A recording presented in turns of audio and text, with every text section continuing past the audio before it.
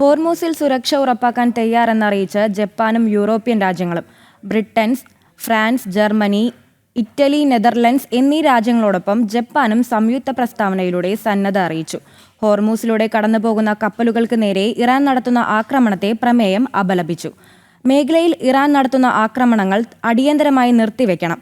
UN സുരക്ഷാ council മാനദണ്ഡങ്ങൾ ഇക്കാര്യത്തിൽ ഇറാൻ പാലിക്കണമെന്നും പ്രമേയത്തിൽ ആവശ്യപ്പെടുന്നു. ഐസൺ വിവരങ്ങൾ.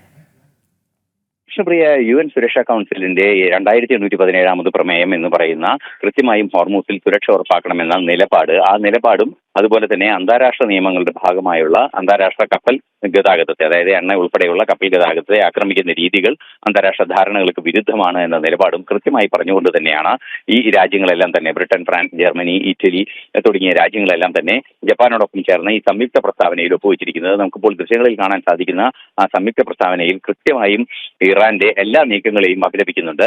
ഈ ഹോർമൂസ് കടലിടുക്കിലെ സുരക്ഷിതത്വം ഉറപ്പാക്കുന്നതിന്, സുരക്ഷയ്ക്ക് ലംഘനമാകുന്ന നീക്കങ്ങൾ നടത്തുന്ന ഇറാനെ ശക്തമായി അപലപിക്കുകയും ചെയ്യുന്നുണ്ട്. നമുക്കറിയാവുന്നതാണ്, ഈ ഹോർമൂസ് കടലിടുക്കിലൂടെ കടന്നു പോകുന്ന എണ്ണ ടാങ്കറുകളെല്ലാം തന്നെ അൺആംഡ്, അതായത് സായുധ സംവിധാനങ്ങളൊന്നും തന്നെ ഉള്ള കപ്പലുകളല്ല. അതുകൊണ്ട് തന്നെ ആ സായുധ സംവിധാനങ്ങളില്ലാത്ത കപ്പലുകളെ, അതായത് ആയുധങ്ങളില്ലാതെ, സ്വയം പ്രൊട്ടക്ഷൻ ആയുധമില്ലാതെ സഞ്ചരിക്കുന്ന കപ്പലുകൾക്ക് നേരെ സൈന്യത്തിന്റെ ആക്രമണം നടത്തുന്നത് അംഗീകരിക്കാനാവില്ല എന്ന കൃത്യമായ നിലപാട് തന്നെയാണ് ഈ രാജ്യങ്ങളെല്ലാം തന്നെ തങ്ങളുടെ സംയുക്ത പ്രസ്താവനയിലൂടെ അറിയിച്ചിരിക്കുന്നത്. നേരത്തെ അമേരിക്ക ഇത്തരത്തിലൊരു നീക്കം നടത്തിയെങ്കിലും ഈ സുരക്ഷ ഒരുക്കുന്നതിനുള്ള തയ്യാറെടുപ്പിന് സജ്ജമാണ് എന്ന് അറിയിച്ചിരുന്നില്ല. അതിന് തയ്യാറാകില്ല എന്ന ചില നിലപാടുകളെല്ലാം തന്നെ പല രാജ്യങ്ങളും സ്വീകരിച്ചിരുന്നു. ഈ ഒരു പശ്ചാത്തലത്തിലാണ് ഹോർമൂസിൽ സുരക്ഷ ഉറപ്പാക്കുന്നതിന് യൂറോപ്യൻ രാജ്യങ്ങളും അതുപോലെ തന്നെ ജപ്പാൻ ഉൾപ്പെടെയുള്ള രാജ്യങ്ങളും തയ്യാറെന്നൊരു സൂചന പുറത്തു വരുന്നത്.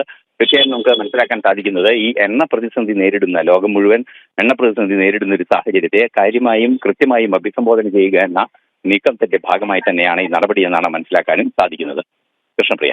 ശരി ഐസൺ. ഹോർമൂസ് സുരക്ഷ ഉറപ്പാക്കാൻ തയ്യാറെന്ന ജപ്പാനും യൂറോപ്യൻ രാജ്യങ്ങളും ഇപ്പോൾ അറിയിച്ചിരിക്കുകയാണ്. വിശദമായ വിവരങ്ങൾ നൽകുകയായിരുന്നു ഐസൺ ജോസ്.